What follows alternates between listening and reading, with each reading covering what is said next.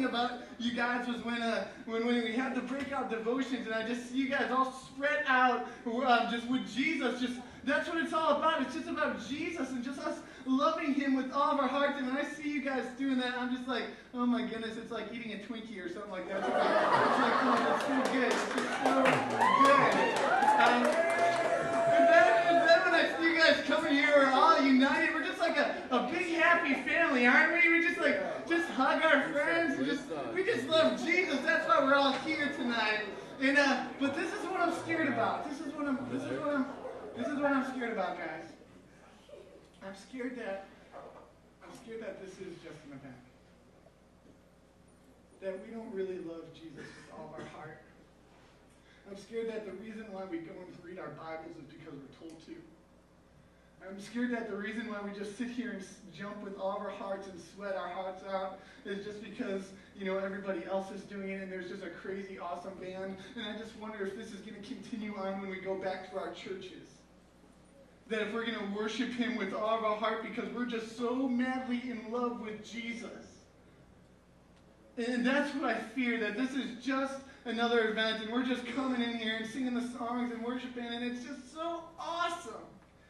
And we don't want to leave that, but I don't want us to leave this place going back and having this crazy high with God. And I just love you with all my heart. But then when we get home a week or so later, it's just like, I'm just not that in love with Jesus again. And it was just a spiritual high. You guys are in a place right now. You guys are in a place where you are getting spiritually fed. And you guys are loving it, and you're digging it, and you're going crazy about it. And when you guys go home, you need to continue that. Amen. You need to continue that. So tonight's challenge, it's called Owning It Up, but I'm changing it from that too, because before you own it up, our Christianity will never own it up until we're really in love with Jesus.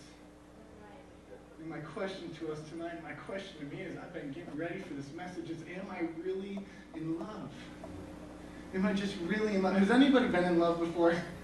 Anybody just love someone? You're just ooh, that girl, pretty good. Anybody? Anybody just man, I'm just in love? I don't believe you! There's some guy, some girl.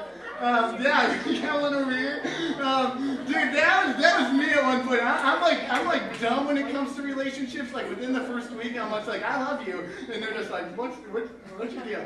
Can I just? Dude, I did it 3 times to the last 3 girls. I'm I love you, and they're just how can you say that already? And I'm just what do you mean? It ends the awkward conversation when you're getting ready to go into the car. It's bye? What do you say? But I want to warn you. I just want to warn you guys. This isn't part of the message, but I just want to warn you guys about saying I love you, guys especially, because you'll get in trouble. You guys don't understand what love is. I'm going to put it into perspective really quick for you. And you turn to 1 Corinthians 13. Love is always patient.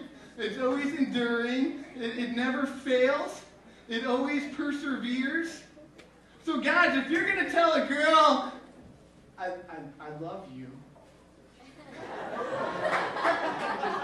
just love you. Then this is what you're doing. This is what you're saying to her. You're saying 1 Corinthians 13. You're saying it always protects, it always trusts. You're saying, I always hope, I'll always persevere, I'll always love you.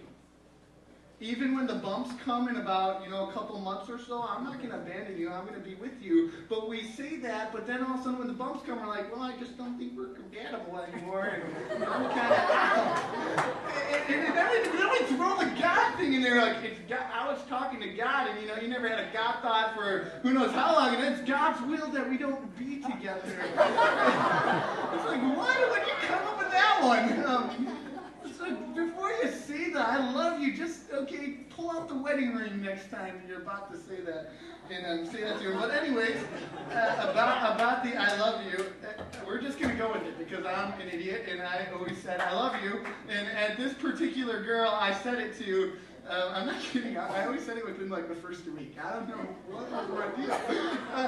To tell you the truth, I didn't understand it until, actually probably less than a year ago, I was lying on my bed, and I was just thinking about 1 Corinthians 13 and just, the girl I liked at the time, and just like, yeah, I love her, and she's amazing, and I was like, oh, geez, 1 Corinthians 13.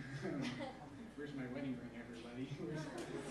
But there's this one particular girl a year ago or so that I just really liked. I met her at a Christian event like this one, so none of you guys are doing that, though, I trust. Especially by the pool.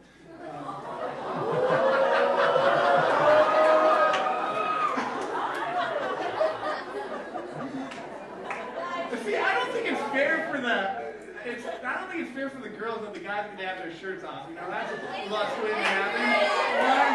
I know I failed, but the reason I failed was because I saw other guys do it, and I was just like, woo. But anyway, back to I was just thinking of hole. But there's this girl I like now. I was at this Christian event. There was worship going on, and I was in the front with my niece. I wasn't in the back looking around at any girls. I was up in the front, Jesus style. And, but then I'm looking around. I'm just standing. I'm lying. I wasn't doing that. I was in the way back, and I was just standing there. And all of a sudden, I look over, and I'm like, whoa. She tans a lot, and she's bronze and just beautiful and glowing, and she's like, she must be a Christian because she's at this Christian event here. And I'm like, man, I don't know who she is, but I'm single, ready to mingle. I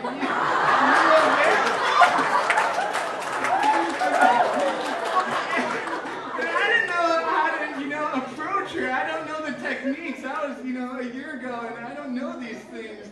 And so I'm just a creep, peeking behind the things, and she's singing, and then she's going to buy some corn, so I'm like, I like corn, and just running over there. That's what you do to try and find them. And then eventually, I lose her. I'm just, where'd she go? I'm like, where'd she go? And all of a sudden, one of my best friends, who I've grown up with my whole life, is talking to her in the far back. I'm like, how did he do that? Come to find out, he grew up with her in school, and I'm just like, I'm running as fast as I can, acting like I'm, going to see him, but really it's her, but I'm running to him and saying, oh, Scotty, how you doing? I miss you, man. And, oh, who's this? The inn. Hi, my name's Mike, and I was jacked up on Red Bull, so she thought I was weird and strange. Ended up being, I got her number. I don't know how. Actually, her dad gave it to me, to be honest. In our first date, we were playing tennis together. We were both in love. Do you guys get that love? And that's the worst thing to do in tennis, is to be in love. You guys get that one? 0-0? Okay, good. You guys are on top of things. Those would blow by me. I'd be like, oh, I didn't get that. And so I was just crazy in love with this girl, man. It was only a couple days, and I'm just like thinking about her, and I got her number now, and I'm just like, can I text her again? Can I, send her another email? Can we hang out again? Are you open tomorrow? And the next day, and the next day.